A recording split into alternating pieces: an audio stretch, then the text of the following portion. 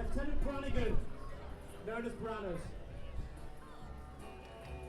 Both been in the Navy approximately 12 years. Yes, only 12 years, ladies and gentlemen. And this is what they're doing already. Here we go, here for the nosedive.